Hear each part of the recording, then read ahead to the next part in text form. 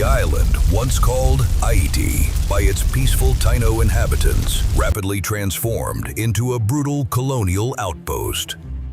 When Christopher Columbus returned in 1493, his goal was no longer exploration, it was exploitation. He arrived with 17 ships and over 1,000 colonists, determined to extract gold, resources, and labor from the New World.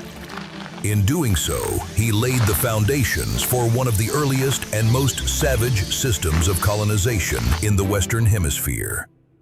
Columbus established the first Spanish colony at La Navidad, but it was soon destroyed in a conflict with the local Taino.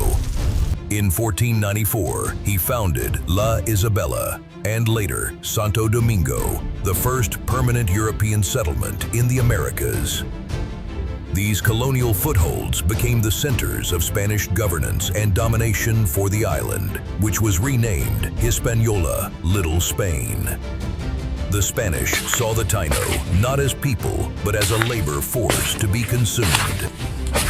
By 1495, the Spanish had formalized the encomienda system, which distributed Taino villages to Spanish settlers.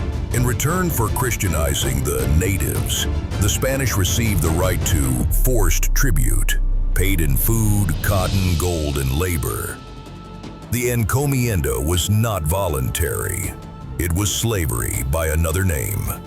Taino men were taken from their families and marched to gold mines, where they dug endlessly under threat of the whip. Women were forced into domestic labor or concubinage. Children were often made to carry loads or fetch water. Those who did not meet their quotas were branded, mutilated, or executed. The cruelty shocked even some Europeans. The Spanish priest Bartolomé de las Casas, who initially supported colonization, became one of its most vocal critics. In 1511, he publicly condemned the system, writing, "What we committed in the Indies stands out among the most unpardonable offenses ever committed against God and mankind. They die without faith, without sacraments, and nobody cares." But the machinery of empire did not stop.